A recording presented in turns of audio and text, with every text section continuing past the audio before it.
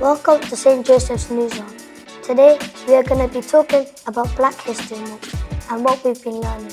These topics include comic strips about the Windrush generation and poems about the Windrush generation.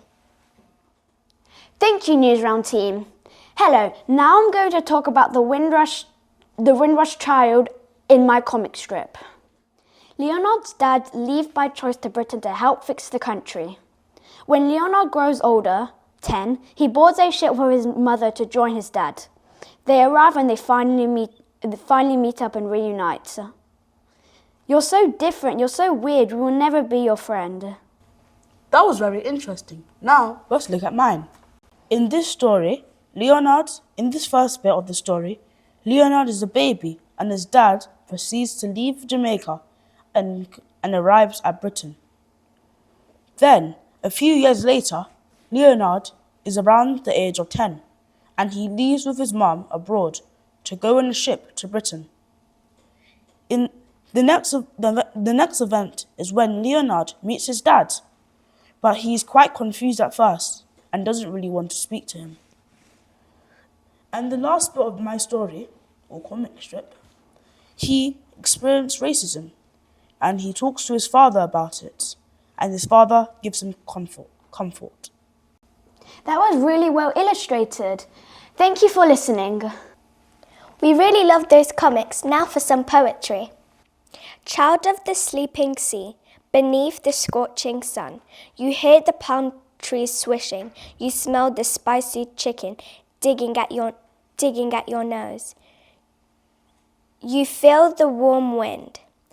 Child of the sleeping sea, next to the glimmering ocean, you feel the sun blazing on you. You hear the seagulls squeaking. You taste the ripe mangoes. Child of the sleeping sea, beside the humongous field, you hear the cows mooing. You smell the animal dung. You taste the salty sea from nearby. What a great poem. Now let's listen for mine. Child of the fantastic mountains, beneath the battering sun, you hear the birds soaring in the pale blue sky. You taste the refreshing mango flavors dancing on the edge of your tongue. You smell the roasting fresh meat. Child of the fantastic mountains, on the soft grainly sand that seems endless. You taste freshly picked bananas. You smell salty air drifting by. You hear children running by. Child of the fantastic mountain, beyond the green tropical jungle, you hear crickets making a racket in fields. You smell the tropical odors climbing up your nose. You taste a smoky smoked jerk chicken. And now for more news. Let's hear from our prayer heroes in the hall. Thank you, news team. Recently, the prayer heroes have visited St. George's Cathedral. We learned about 2 new saints that have been canonized.